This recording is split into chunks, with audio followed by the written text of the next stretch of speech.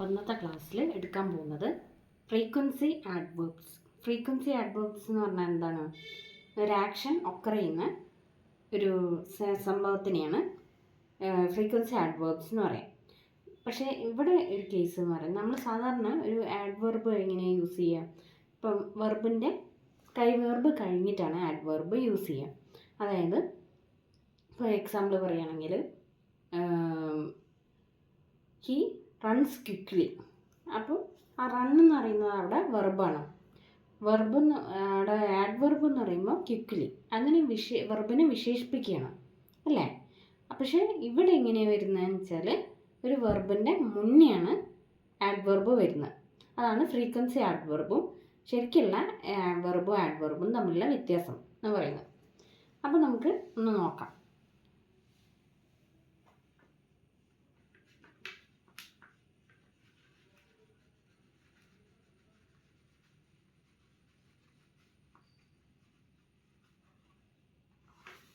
എന്താണ് frequency adverb? അതിൻ്റെ എക്സാമ്പിളായിട്ട് നമുക്ക് എന്തൊക്കെയാണെന്ന് നോക്കാം.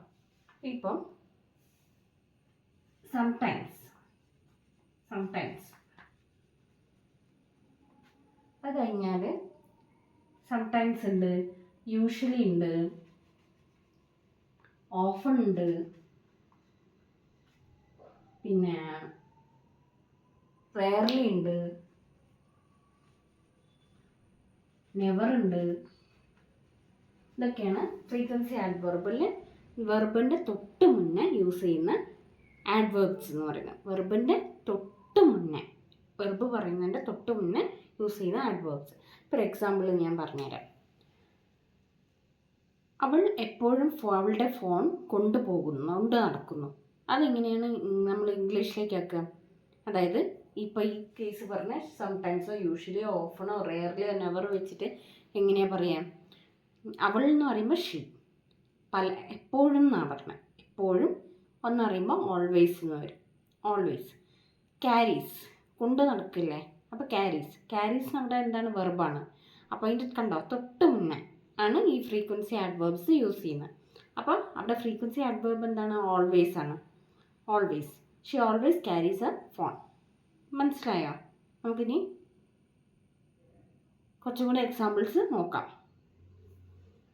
An adverb usually comes just before the verb. Okay, ഇത്രയേ ഉള്ളൂ.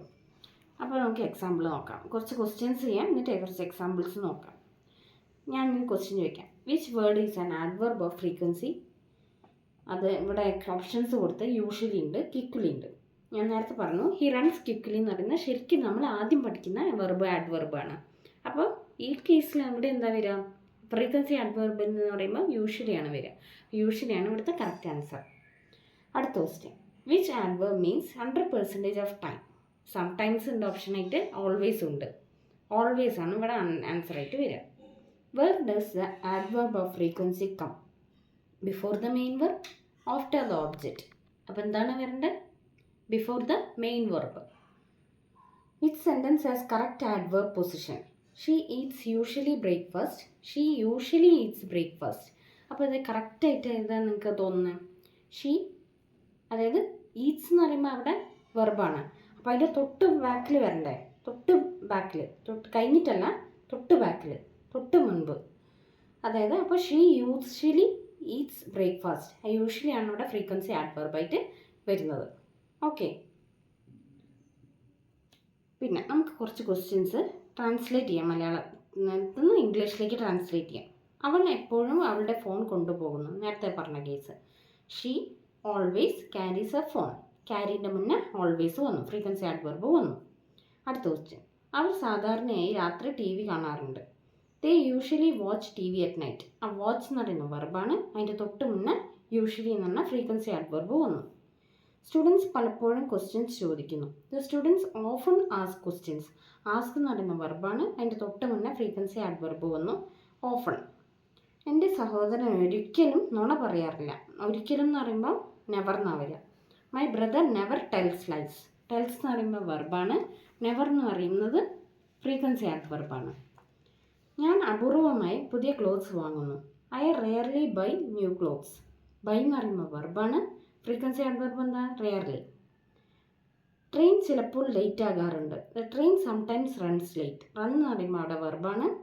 ഫ്രീക്വൻസി ആഡ്വർബ് എന്താണ്? സംടൈംസ്.